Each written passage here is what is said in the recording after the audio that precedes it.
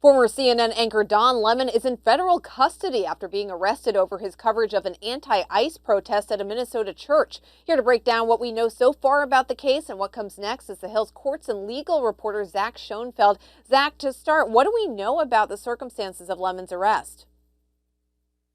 Hey, Judy. Well, we woke up this morning to the news that overnight federal agents have arrested Don Lemon. This arrest took place out in California. Don Lemon's attorney says that he has been out in Los Angeles gearing up for the Grammys this weekend. So that's why you're seeing all this action take place in California and not in Minnesota, which is what this case is all about as far as we know. And that protest that took place at a church earlier on this month in Minnesota, in which Don Lemon, as part of his show for the Don Lemon Show, had followed those protesters inside the church and had filmed that protest. So this is, of course, not a case where we're wondering, did he do it? Did he not do it? This is, of course, this is an incident and a case that we have seen on video, was live streamed even from multiple angles.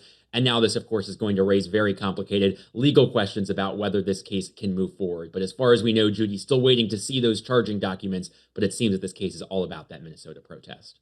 Zach, Lemon's attorney, Abbe Lowell, is the person who initially revealed this arrest. What do we know about Lowell and what his approach to this case might be?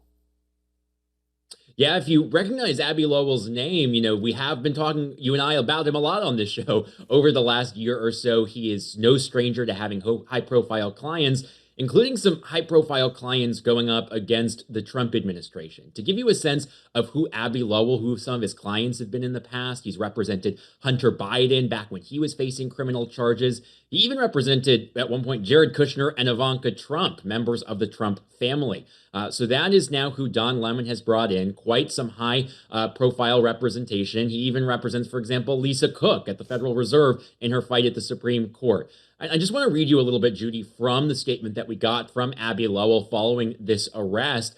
He said, quote, "The First Amendment exists to protect journalists whose role it is to shine light on the truth and hold those in power accountable."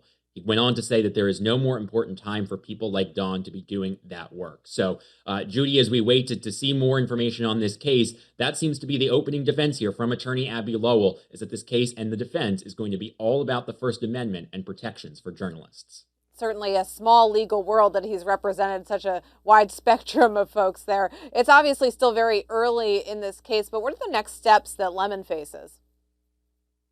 The next step we expect, Judy, will be his first court appearance, which you'd imagine will take place in Los Angeles since that is where he is arrested.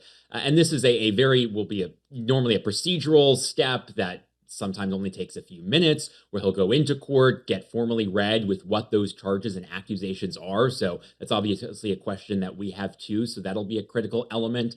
And then another big thing to watch at this first appearance will be discussions about his detention status and whether the government will agree that he can be released ahead of trial. And if they don't, you can imagine that there's going to be a battle over that. So those are two things to watch. And then just one more to watch as we get into this initial appearance is the fact that this is in California. And of course, this is a case that deals with Minnesota. And we know, Judy, that before this arrest, that there was another judge that had refused to sign off on an arrest warrant for Lemon. So there's lots of questions at this point as this case moves forward. We don't even know at this point in terms of where this grand jury was sitting when they returned the indictment. But there are some questions at this point as you think about Los Angeles versus what we know has been going on in the Minnesota court system over the last 2 weeks. Going to be some questions as well, just on the procedural end in terms of what's happening next with this case. Don Lemon parted ways with CNN in 2023. He's now working as an independent journalist. Does this potentially affect the case?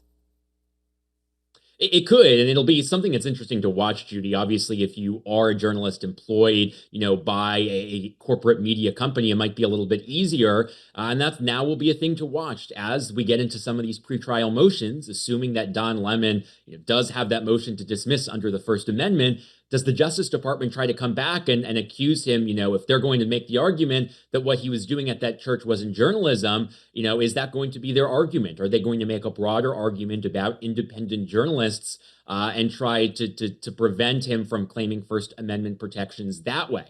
But another interesting thing, Judy, that has come in this morning, actually just in the last few moments here, is we actually are hearing from CNN itself, Don Lemon's former employer. I'm going to read you a little bit from a statement that CNN's PR department just put out. They said that the FBI's arrest raises, quote, profoundly concerning questions about press freedom and the First Amendment. So, Judy, this will be something to watch, but at least CNN has some concerns alongside Don Lemon and his attorney. Lots to look out for. To be continued. Zach Schoenfeld, thanks so much for joining us.